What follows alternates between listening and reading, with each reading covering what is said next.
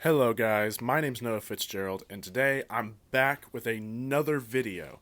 Sorry that we took a break for the week, but I just had a lot on my plate. I had been gone, and with the holiday before, it just gave me a lot to think about, and I needed a week off. So I apologize for that, but I am back now, and we are doing two reviews this week just to compensate for it. And today, I have sort of a treat for you. Today, we have the 2024 Mercedes Benz GLS. Now, the GLS is Mercedes' top end SUV. It is the biggest one they offer, and it is the top of the line. It is supposed to be the S class of SUVs. And I am happy to say that in many aspects, this big, boxy Mercedes does deliver on its claim. Now, the GLS is powered by two powertrains. Those powertrains consisting of a 3-liter turbocharged inline 6 and a twin turbo 4-liter V8. Now that first 3-liter inline 6 is going to be your base motor. Now this is like I said, a 3-liter single turbo inline 6 with the assistance of a 48-volt mild hybrid system, which I may add, in all editions of the 2024 GLS, they are assisted by a 48-volt mild hybrid system in all of the models. So you have that 3-liter inline 6 with the turbo and the 48-volt mild hybrid system, and that is connected to a 9-speed automatic transmission in all GLS models, and that rendition in the 3-liter, it puts out about 369 horsepower and 375 horsepower. That's pretty good for base numbers when you look at vehicles like the X7, or if you're cross shopping with American buyers, you could look at, say, the inline 6 diesel offering for the Escalade, which is what these vehicles would primarily compete with, is that diesel version, because they are inline 6 models, not the V8 models. Now, this does kind of tie into trims with a little bit, because you can only get that inline 6 in one trim, and that is the GLS 450, which just happens to be the base model. Which is kind of funny talk for Mercedes, because there's no such thing as a base model Mercedes. They're all pretty nice, especially when you're dealing with the S-Class of SUVs. It is a very nice SUV. It just happens to have the lower engine designation. Now that leads me into all the rest of the powertrains, which is the twin-turbo 4-liter V8, which is the other engine offering for the GLS. Now, there are several different horsepower numbers for this, being that it's in several different trims, and the horsepower, basically, it differs based on which trim you get. So it starts out in the mid-range model that most people will buy, which is the GLS 580. That is effectively the Lariat trim of the GLS. Everybody a good majority of the people who are buying GLSs are buying GLS 580s. Now, it does come with, like I said, with that 4-liter V8, that 9-speed automatic, and I forgot to mention earlier, all GLS models come standard with 4MATIC all-wheel drive, so all GLSs are all-wheel drive. Now, the 580, of course, is powered by that 4-liter with the 9-speed and all-wheel drive, and it is putting out 518 horsepower and about I take back my claim. It is putting out 518 horsepower and 518 pound-feet of torque. Not very often that you see an engine in a car that produces the same amount of horsepower that does torque, but in the 580, that is the case.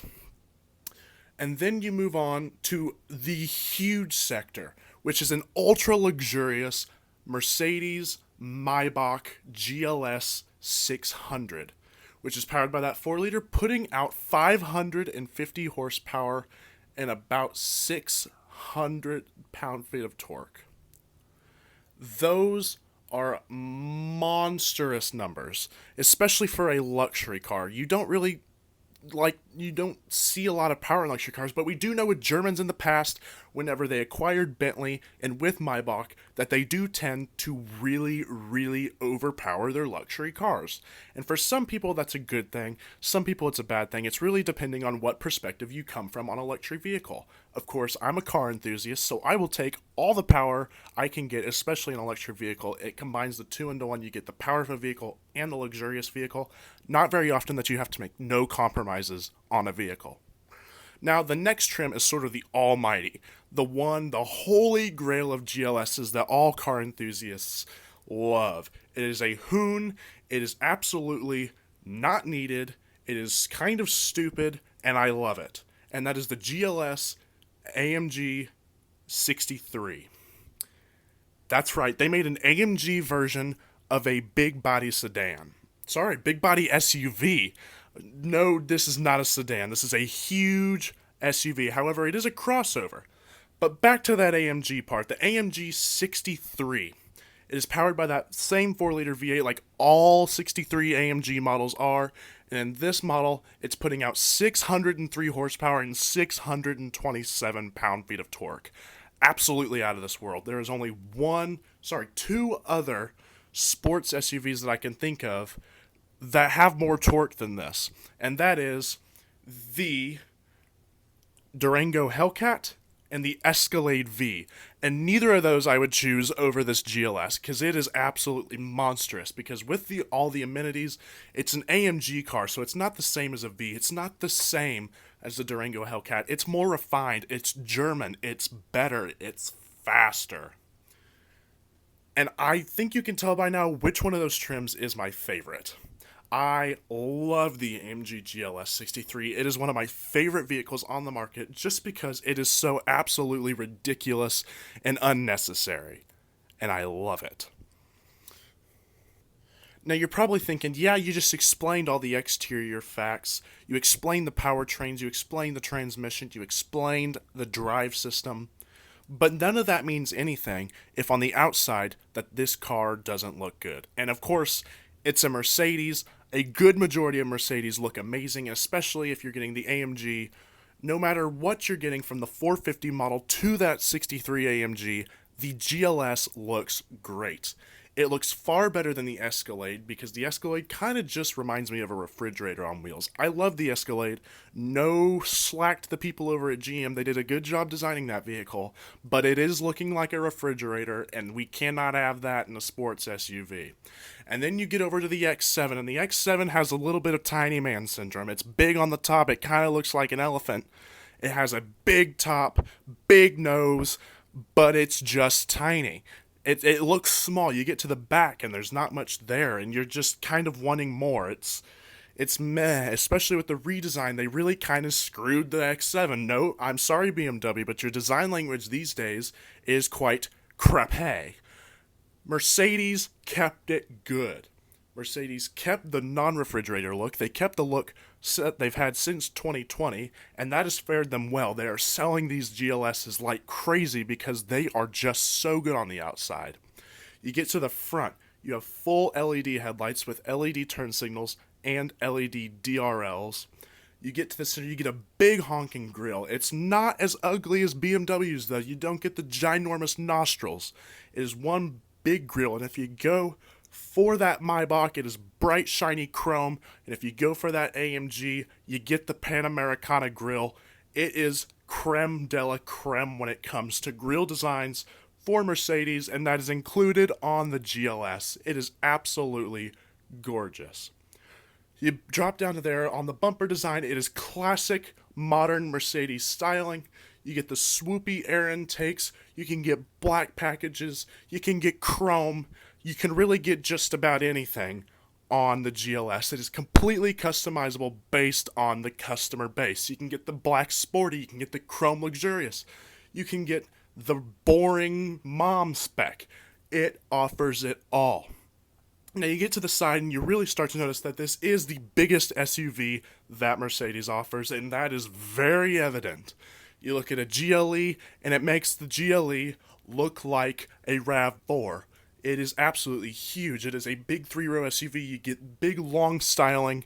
It kind of reminds me of the Infiniti QX80. However, this is a crossover. It is not a body-on-frame SUV, though it may deceive that. And that will come back and reward in the driving experience later on. So, you of course get the body lines, you get the gorgeous wheels. I believe they start out at 20s and you can get up to 23s on the Maybach. You can also get the monoblock AMG wheels that are available with the GLS. It looks amazing. Now you get to the back. Now the back, like I mentioned in a lot of videos, is one of the most important views for a car because it's what you want people to be staring at most whenever you beat them or whenever you look at them because you're just driving in opulence, which is what a lot of GLS people will do, especially with that Maybach trim. It looks amazing. You get full LED taillights with LED turn signals and LED brake lights. You get the kind of circular, pudgy look that Mercedes always does on their SUVs, but that's not a bad thing. It separates them from the competition where there's a lot of blocky stuff going on. The GLS does not conform in that way, and I love it for that. It's different. It chips a different rock off of the block. And I like that. Now, of course, if you go for that AMG spec, you can get your quad AMG performance exhaust. Maybach, you can get the tone down, or in some trims, it doesn't even look like it has exhaust at all. And that's okay with me. It looks amazing from the rear. The badging's good. It has a rear, it hides the backup camera. It hides everything. It just is pristine. It's Mercedes, and you should expect that from them. And now, I see no reason from the exterior reason not to buy a GLS. Now, though the outside may look fantastic, that means nothing, absolutely nothing, if the place where you have to spend most of your time does not look good, and that's the interior. And I am very happy to say that the interior is just as good as the exterior with the GLS. It gets the Mercedes modern interior, but for the 24 model year, it is not like every other new Mercedes model. You look at the SL, you look at the S-Class, the E-Class, and even the C-Class, and it has been updated, and the GLS has not, and I thank God that Mercedes has chosen not to update the GLS, because I am not a huge fan of Mercedes new interiors. I prefer the BMW new interiors to the Mercedes ones, and if you know me, you know I do not like the new BMW interiors, which means Mercedes, you're in deep crap.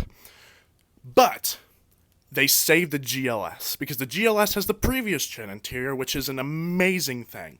It has the twin LCD screens, and it looks fabulous. You get your digital gauge cluster that's right behind that steering wheel, connected to your infotainment system, which is running MBUX, so you can actually touch the screen, unlike the G-Class, which is something that they really, really need to fix. That is a whole separate video, and I will save you from my rant now. Now you get to that steering wheel, and it is the updated steering wheel. I am sad to say that if you're looking for the AMG model, you can no longer get the old AMG steering wheel. I'm upset about that, because I loved the old AMG steering wheel, and I don't happen to like the new one. The old Mercedes steering wheels from last generation did have some haptic buttons. It had haptic sliders, but it also had scroll wheels. It also had buttons, so it conformed to all personality types. That's not true with the new one. The new one is full haptic. I can tell you from Lincoln Aviators and Volvos that there are problems with haptic touch steering wheels. Sometimes they choose not to work, they collect fingerprints like no other, and it's no replacement for physical buttons. You can talk to almost any car enthusiast, and they will tell you that the old generation Mercedes steering wheels are better than the new ones. And I will not disagree with them. That doesn't mean it's an awful steering wheel. I mean, I have definitely seen worse, but I am so infuriated that they got rid of last generations. Because if you're going to keep the interior from the old GLS, why don't you keep the same steering wheel? Don't add us little features that make you want to trick us into getting the new interior and then giving us the old one and just giving us a new steering wheel. refresh the whole thing. If you're gonna do it, you either gotta, dare I say, shit or get off the pot. Design it or keep it the same. Because the same, I would buy. New, you're not selling it to me. But that doesn't tell you near enough. There are physical climate controls in that, so kudos to Mercedes for keeping the physical climate controls. BMW has not done that, and I have criticized them intensely over it, but Mercedes, good job for sticking to your lineage and keeping the climate controls out of the screen. I don't understand why it's so hard for automakers to do it. I know it's cheaper to put it in the screen, but it's more difficult. It frustrates us. Stop doing it. But it's not also all bad. You get heated, ventilated, and massaging front seats. I would expect nothing less from a Mercedes SUV, the S-Class of SUVs. It should have that. It should always have that. You get to the rear seats are heated and ventilated, so that's a nice luxurious touch. You don't always see that in luxury vehicles. I'm glad they decided to add that into the GLS. You do also get rear climate controls, so that's something I would love to see. And if I didn't, I'd be quite angry because, well, you get that in a Toyota Sienna. That's not saying much. That is amazing. The seats are more comfortable. You get energizing comfort, which means you can get a whole plethora of luxury features that you really don't need. But if you're buying a Mercedes, you're buying it because you want gimmicks, and, well, they give them to you. Overall, though, I think the interior of the new GLS is absolutely amazing. Other than some minor tweaks such as the steering wheel, I think the new old interior on the GLS is absolutely phenomenal, and I would only change very minor things about it. Now, by now, you're probably thinking, hey, Noah, you're describing this GLS, you described the outside of it, you described the inside of it, you described what it's powered by. How much is one of these going to run me? Now, I can tell you, it's not going to be cheap. You're buying a full-size Mercedes S-Class SUV. It's going to cost you a pretty penny. Now, if you compare it to the likes of the Escalade and you compare it to the likes of the X7, you're starting to see similar numbers. However, this is a bit more premium. Base price for the GLS 450, so it's the cheapest way you can get your hands on this GLS, starts at about $78,000. That's a chunk of change, however, it's not too much considering all the features that you do get in this car. Now, if that inline six just doesn't have enough power for you, if you want the V8 because you love the 4-liter V8, you can get the 580. Now, the 580 will run you a premium, and it'll cost you a base price of $81,000. So for a V8-powered luxury SUV from Germany, 81 grand compared to the X7, which the X7's 4.4 it doesn't touch the 4-liter from Mercedes. And the 6.2 in the Cadillac doesn't produce as much power as this 4-liter does, for around the same price. So right now you're getting a pretty good deal on the GLS 580. So you get your 4-liter V8, you get your luxury features, and you get the big Mercedes nose plate for $81,000. But have fun finding a 580 for 81 grand. You're on your own on that one. But if you're a car enthusiast at heart, like I am, you would not buy the 580 if you wanted the V8. You would not buy the option after this one. You'd buy this one, the AMG 63. Now, the AMG is a performance division. You get all the power, you get all the performance, you get all the goodies in the GLS with that 4-liter V8. Now, it's going to cost you a very hefty chunk of change, but that's not a problem. If you have enough money to buy the AMG name, you have enough money to buy this GLS 63. And it'll base price at about $140,000. Now, I have since watched these since 2020 drop, and you can find them for under $140,000 all day long. But for a 24, if you gotta have that new steering wheel, you gotta have the cream of the crop, the newest of the new. Sorry guys, we had a little bit of a technological issue there, but we've got it resolved, and we will continue back where we started. AMG GLS 63, base price $140,000. That's a hefty chunk of change, but you can't get an X7M, and you cannot get an Escalade V for $140,000 or less. All of them are 150 grand and up because they're so hard to find and they just don't base price like that. But if you don't want performance, you're the buyer that wants luxurious ride comfort, and you want that Mercedes nameplate. They offer that too. You can get the Maybach GLS 600, which will cost you a pretty penny, but I bet if you can afford that Maybach name, you don't care. It base prices at $175,000. So if you can afford that chunk of change, you can ride in luxurious bliss in a full-size Mercedes SUV, so you don't have to be stuck down in a puny S-Class. Everybody will see you coming.